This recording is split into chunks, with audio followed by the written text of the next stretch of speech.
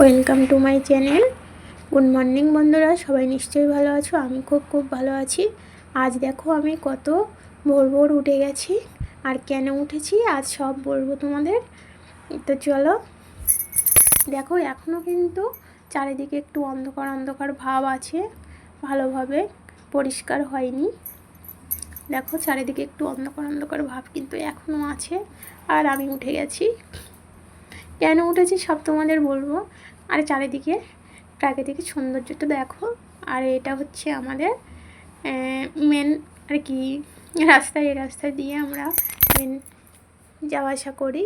তো এটা আমাদের বাড়ির বাইরের পরিবেশ। আর এবার আমি ব্রাশ করে নেব। প্রথমেই ঘুম থেকে উঠলে ব্রাশ না করলে অন্য কাজ করতে একদমই মন চায় না, মেজাজটা খুব খারাপ থাকে, পুরো কেমন একটা লাগে। সকাল সকাল ব্রাশ করে একটু ফ্রেশ হয়ে নিলে মেজাজটা কিন্তু খুব ভালো হয়ে যায়। ব্রাশ করার পর আমি এবার চলে এলাম আমার রান্না করার জায়গাটা একটু পরিষ্কার করে নেব, মুছে নেব। না হলে কোনো কিছু খাবার দাবার বানাতে গেলে অপরিষ্কার থাকলে কিন্তু একদমই ভালো লাগে না। দেখো এগুলো ভালোভাবে একটু মুছে পরিষ্কার করে নেব। আমি কিন্তু রান্না করার আগেই এগুলো পরিষ্কার করে নিই, আর রান্না করার পরেই কিন্তু পরিষ্কার করে নিই। তাহলে আমার ডিপ ক্লিন করার আর প্রয়োজন হয় না, খুব অল্প সময়ে কিন্তু এটা হয়ে যায়। ভালোভাবে মুছে পরিষ্কার করে নেব। আমার সকাল সকাল টিফিনটা আগেই জোগাড় করতে হয়, রেডি করতে হয়, কেননা আমার কর্তাবাবু কিন্তু অনেক সকাল সকাল বেরিয়ে যায়, তো ওই জন্য আগে আমার টিফিনটা রেডি করতে হয়। তো এখানে আমি ওভেনটা পরিষ্কার করে নিলাম, গ্যাসের টেবিলটাও পরিষ্কার করে নিলাম, নিচটা একটু মুছে নেব, ভালোভাবে মুছে নেব।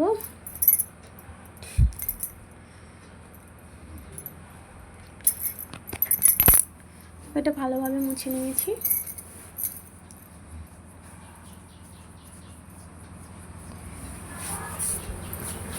এখনও কিন্তু আমাদের বাড়িতে আর কেউ কিন্তু ওঠেনি, আমি উঠে গেছি। এবার দেখো কর্তাবাবু সকাল সকাল রুটি নিয়ে চলে এসছে। আমি রুটিগুলো ভালোভাবে কেটে নেব। এই রুটি কিনে আনার পর আমরা ওভাবে কখনোই খাই না, রুটিগুলো একটু সেঁকে নিয়ে তারপরে খাওয়া হয়। তো আমি রুটিগুলো এরকম ভালোভাবে কেটে নিয়ে সেঁকলে ভালোভাবে সেঁকা যায়। তো আমি রুটিগুলো কেটে নিয়েছি, রুটিগুলো ভালোভাবে সেঁকে নেব। তাওয়াতে রুটিগুলো দিয়ে দেবো, দিয়ে একটু ভালোভাবে এপিট ওপিট করে ভালোভাবে সেঁকে নেব। তো মেয়েদের কিন্তু সকাল থেকে সন্ধ্যা পর্যন্ত কাজের শেষ নেই। 24 ঘন্টা কাজ করলেও যেন মনে হয় এখনও কাজ আছে, কাজ যেন আমাদের পিছু ছাড়তেই চায় না। একেবারে দুধটা ঢেলে নেব, দুধটা একটু গরম করে নেব।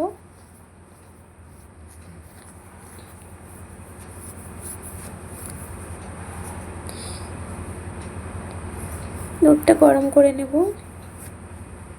ঢেলে নিয়েছি। মেয়েদের কিন্তু জীবনটাই চলে যায় কিন্তু রান্নাঘরে সামলাতে সামলাতে আর কোনো কিছুর দিকে মনই যায় না। সারাদিন রান্নাঘরে থাকলেই যেন ভালো হয়। তো আমি রুটিগুলো সেঁকে নিয়েছি, এদিকে দুধটা ভালোভাবে ফুটিয়ে নিচ্ছি। দুধ কিন্তু সবসময় ভালোভাবে ফুটিয়ে নিয়েই খাওয়া ভালো।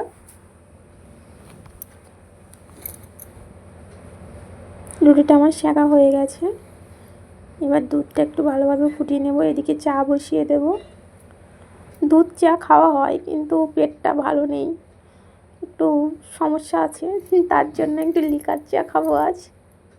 লিকার চা খেতে কিন্তু একদমই আমার ভালো লাগে না, তবু কিছু করার নেই, মাঝে মধ্যে তো খেতেই হয়। বসিয়ে দিলাম চা, এই দুধটা নেড়ে চেড়ে ভালোভাবে ফুটিয়ে নেব। তো অনেক কাজ থাকে, তবুও আমি কি করি, যখন আমার তো ছোটো বাচ্চা আছে, আর যাদের ছোটো বাচ্চা আছে তারা তো জানো, তাদের জীবনটা আরও যদি কি একা একা ঘর সংসার সব কিছু সামলাতে হয়, বাচ্চা সামলাতে হয়, কত কষ্ট শুধুমাত্র তারাই জানে। তো আমারও সেই অবস্থা। ওই জন্য যখনই সুযোগ পাই কাজগুলো গুছিয়ে রাখি। এমনকি সন্ধ্যাবেলায়ও যখন সোনামণিরা ঘুমিয়ে যায় তখন কিন্তু আমি যে কাজগুলো গুছিয়ে রাখি, যেমন কাপড় চোপড়গুলো গুছিয়ে রাখা বা ঘর দোরগুলো একটু পরিষ্কার করে রাখা, সব কিছু ঠিকঠাক করে রাখা, এগুলো কিন্তু আমি গুছিয়ে রাখি, তাহলে আমারই সুবিধা হয়। এই দুধগুলো আমি বাটিতে নিয়ে নিচ্ছি, এগুলো আমার সোনা মামামেরা খাবে, ওই জন্য বাটিতে নিলাম, ওরা দুধ রুটি খাবে।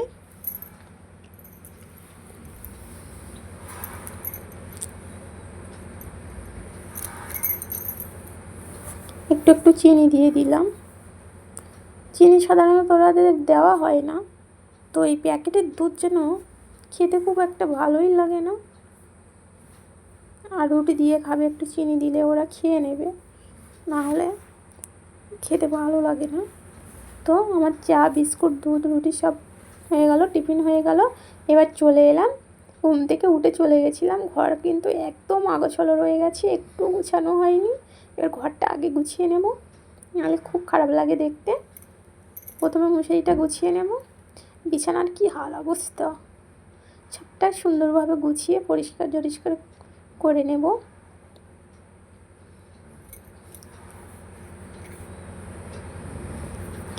আমাদের একটা বদ অভ্যাস হয়ে গেছে যে এসি চালিয়ে ঘরটা পুরো ঠান্ডা থাকবে, আর হালকা ব্ল্যাঙ্কেট, এসি ব্ল্যাঙ্কেট গায়ে দিয়ে ঘুমানোর যা মজা সেটা কি বলবো। ঘুমটা কিন্তু খুব ভালোভাবেই হয়। বালিশগুলো দেখো সুন্দর করে গুছিয়ে নেব।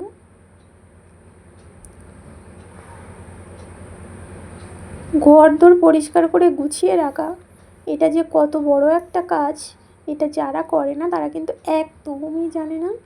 ঘর কিন্তু গুছিয়ে রাখতে গেলে একটা ভালো একটা সময় কিন্তু সেখানে যায়, ভালো রকমের একটা সময় দিতে হয়। ঘরদোর পরিষ্কার করতে গেলে ভালোই একটা সময় লাগে। সব দিকে ফিটফাট রাখা কিন্তু খুব একটা সময়ের ব্যাপার।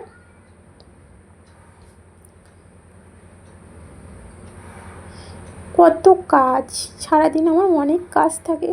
তো বন্ধুরা, সব কাজ যদি আমি শেয়ার করি তাহলে 2-3 দিনেও ফুরাবে না। ওই জন্য সব কিছু দেখানো কিন্তু সম্ভব না, যতটা পেরেছি। আর আজ আমার একটু বাইরে বেরোতে হবে, খুব দরকার আছে। ওই জন্য যে কাজগুলো না করলেই নয়, আমি সেই কাজগুলোই করে নেব।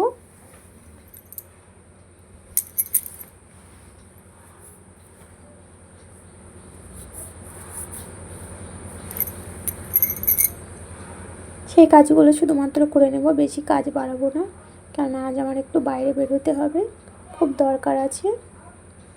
সম্ভব হলে তোমাদের সাথে সেগুলোও শেয়ার করব।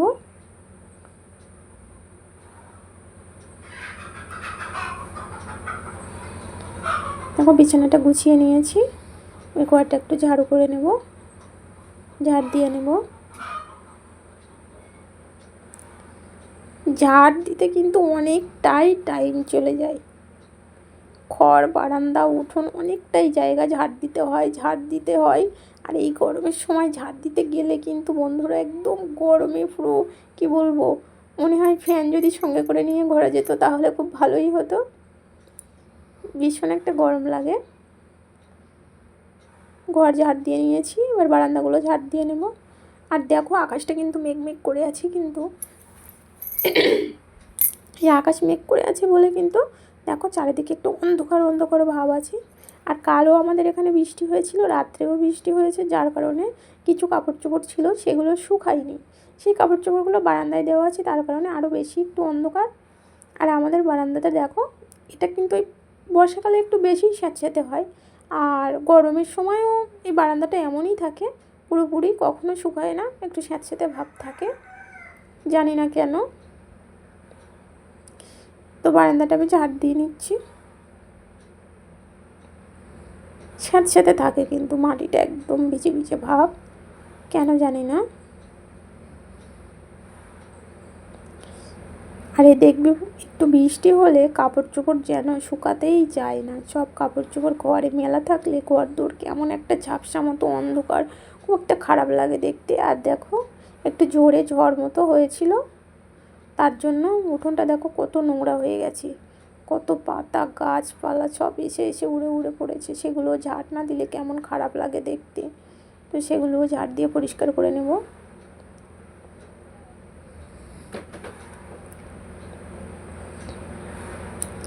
আমি ঝাড় দিয়ে নিচ্ছি।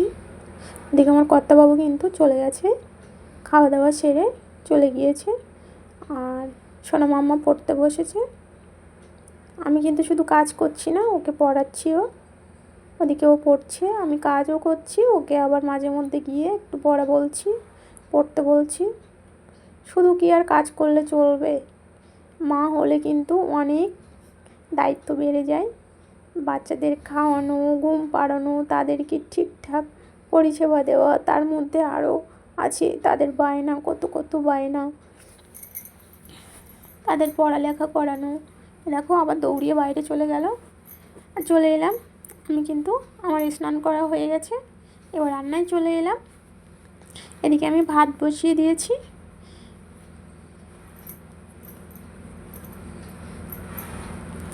আজ নিয়ে এসেছিলো একদম গুলে মাছ, একদম লাফাচ্ছিল, পুরো জ্যান্ত মাছ। তো সেটা আমি আজকে যে হালকা ঝাল ঝাল ঝোল করব, তার জন্য আমি এদিকে কড়াই বসিয়ে দিয়েছি। রান্নাটা সেরে ফেলবো ঝটাপট।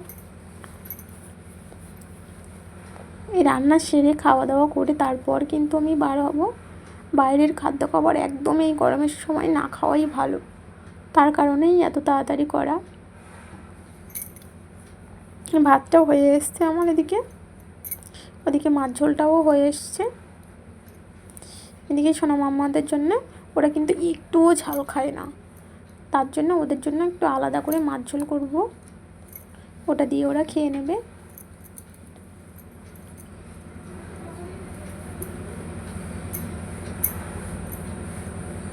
এদিকে দেখো আমার পুচকি সোনাটা কিন্তু ঠিক আমি যেখানে ডাকবো সেখানে ঠিক চলে আসবে। ওদিকে চলে এসছে, ওকে দিচ্ছে ওখান থেকে। এদিকে আমার মাছ ঝোলটা প্রায় হয়ে এসছে, দেখো হয়ে গেছে মাছ ঝোলটা।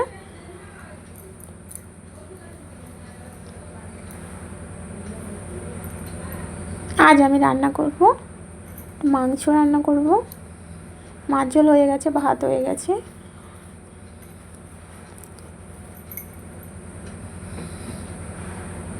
অল্প একটু চিকেন নিয়ে এসেছিলো, সেটা রান্না করবো একটু কষা কষা করে।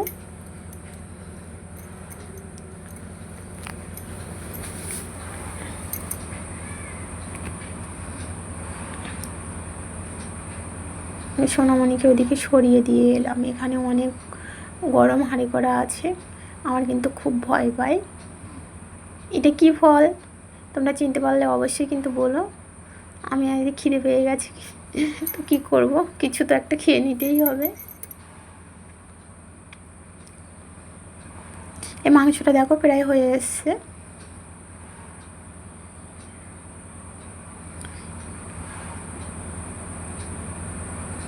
রান্না বান্না কিন্তু খুব একটা সময়ের কাজ। ওইদিকে দেখে শোনা মাম্মা আবার চলে এসছে, হ্যাঁ, মুখ ঢেকে চলে এসছে।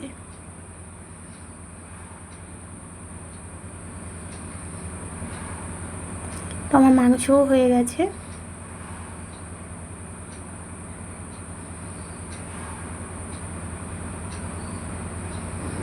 আমার মাংসটাও হয়ে গেছে।